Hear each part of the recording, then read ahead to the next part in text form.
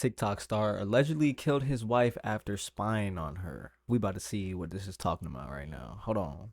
From rising TikTok star. Okay. What can I get you? Hey, handsome. What you call me?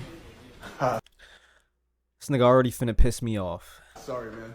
I'll have a venti dolce caramel macchiato with no ice. What the is wrong with this guy, man? You kidding me or what? To double murder defendant.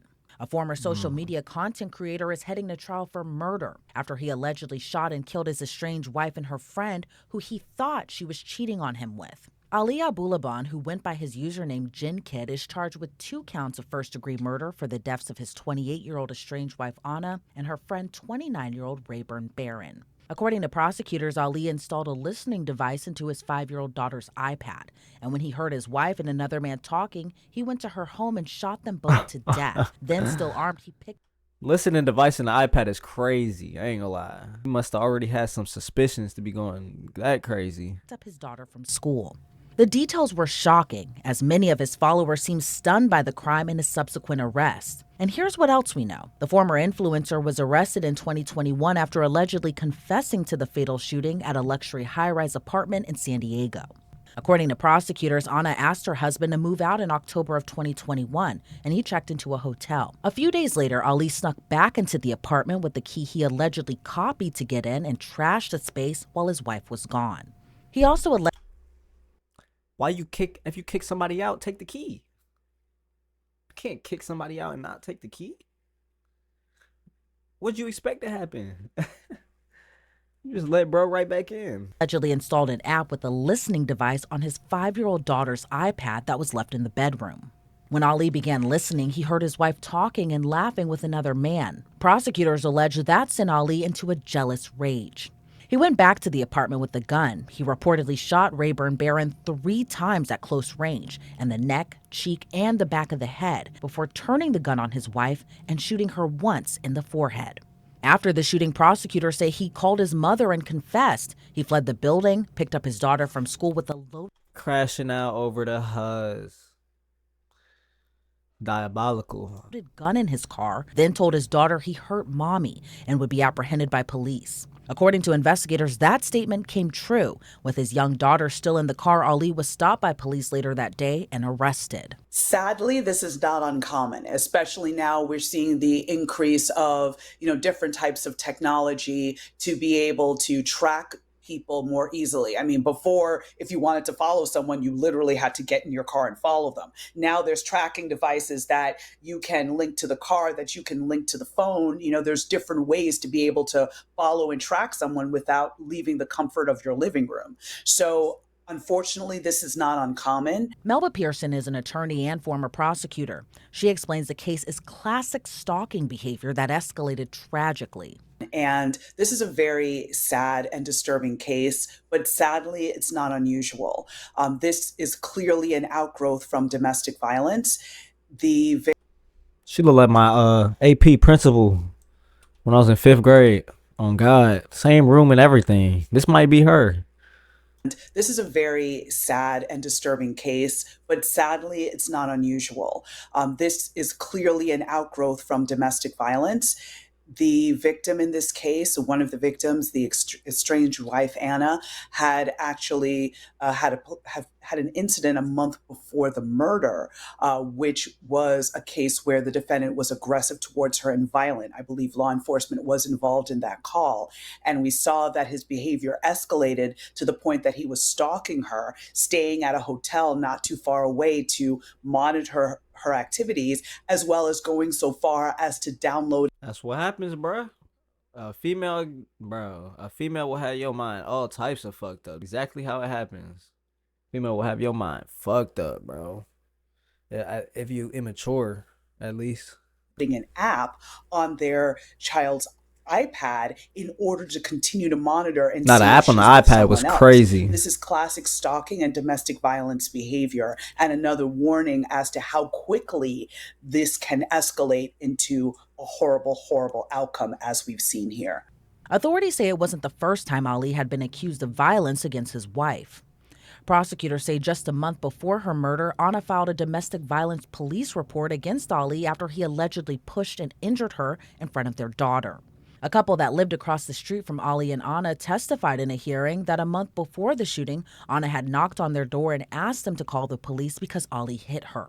The neighbor said Anna asked to use their phone because Ali had taken hers away. A sergeant with the San Diego Police Department said they were called to the couple's apartment on 9 different occasions in the months leading up to. The fuck? No, what the fuck this nigga just did? My dog tweaking. Alright. Nigga making weird noises and shit. They were called to the couple's apartment on 9 different occasions in the months leading up to the murder. That's who this nigga look like. Anna This nigga look like G-Eazy. Ugly dude. asked to use their phone because Ali had taken hers away. A sergeant with the San Diego Police Department said they were called to the couple's apartment on 9 different occasions in the months leading up to the murders. Ali was never arrested or charged in connection to those incidents. Prior to the shooting, Ali was seemingly a rising star for his social media content. He garnered nearly 1 million followers on TikTok and nearly 200,000 subscribers on his YouTube channel. Much of his content was his voice impressions on celebrities such as Nicolas Cage, Tekashi 6ix9ine, And he threw it all away. For what? Telling you, brother, how's how you fucked up? and the fictional character Scarface. Speak English when you talk to me, okay? That was English. I'll have a venti, caramel, dolce. What the f you talking about? A venti. What is that? A large? Ali and Anna would even make social media videos together. Can't stand this nigga. I don't like him. The reality is, looks can be very, very deceiving. I think we all know that from our personal lives, right? But the reality is, you can't look at someone and say, oh, yeah, that person's definitely a domestic abuser, right? Like, there's no race or socioeconomic status or anything like that that is an indicator that you will be a domestic violence abuser. Anyone can be an abuser. You can be wealthy, you can be from an under-resourced area, you could be a celebrity. You know, we do recall that O.J. Simpson passed away in within the last couple of weeks. And again, he was somebody who was a huge star and regarded as one of the greatest running backs of all time. That boy, Yet, OJ boy. despite being found not guilty in a court of law, I think we all reflecting and looking at the facts and having a greater understanding of what domestic violence looks like now, I think most people can agree that he was involved in some way, shape, or form. Regardless, we know what the jury verdict was. But again, we had to evolve as a society in terms of talking about domestic violence, understanding how it shows up, understanding how lethal it can be. So just in comparison, She is yapping. Oh my god, this girl as yapping. we are here today, just because someone is a star on TikTok or is on your favorite Shorty reality yapped show out. or is a news correspondent or whatever the case may be, just because you're in the public eye does not take away your human frailties or having very, very dark and evil thoughts. And here's what else we know about the former couple. The two moved from Virginia to San Diego, California in February of 2021, just 8 months prior to the murders. 2 years ago, when Ali sat down for a jailhouse interview with Fox 5 San Diego, he said he wanted to be an actor, and the weekend before the shooting, he was meeting with producers and working to get a talent agent. He said the cracks in their relationship Nigga sold the bag, gang. Come on, man. Throw your whole life away for what? began to show when they moved to San Diego. He blamed Anna for partying too much. However, Ali Hey, his girl some fine shit though. I ain't gonna lie. Well, his ex, cause Ali's cousin told the Fox 5 reporter his rising TikTok fame and his alleged drug addiction were to blame for the couple's marital issues, which Ali denied.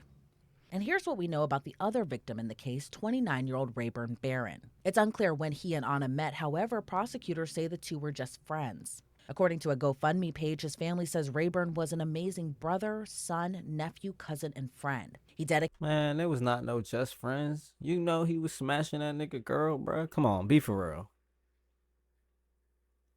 Why you chilling with this nigga alone? Giggling and playing. Shit, it might have just been her friend, but I mean, if he didn't know about him and they been together for such a long time doing TikToks and shit together, then obviously, you feel me?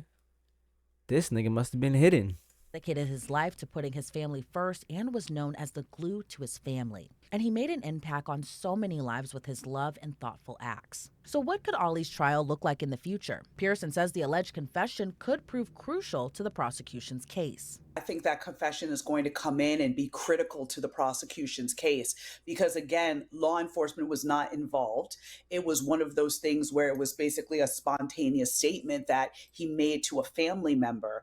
And at the end of the day, the mother, will be subject to cross examination. And I believe he's being represented by the public defender's office. The public defender will be able to cross examine the mother and Look, bro, if you can't handle dating somebody, don't date, because people gonna cheat on you.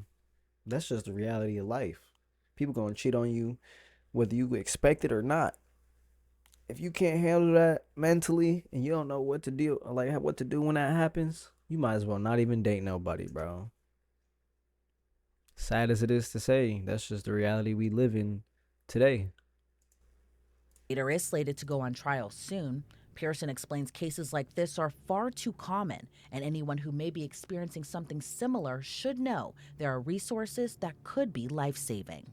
What he did clearly showed his mental state, showed the escalation of the violence. And I think it's going to be very critical information for the jury to hear, to see the lengths that he went, that this was not an accident. This was not in a heat of passion. This was not a one-off. G-Eazy. This is something Swear that to is God, he looked like G-Eazy right there, bro. You cannot tell me different, bro. He different. Come on, man. No fucking faking, bro. We might have found G-Eazy. Oh my God. He might have found this nigga, bro. This was not a one-off. This is something that has been escalating and building throughout their relationship.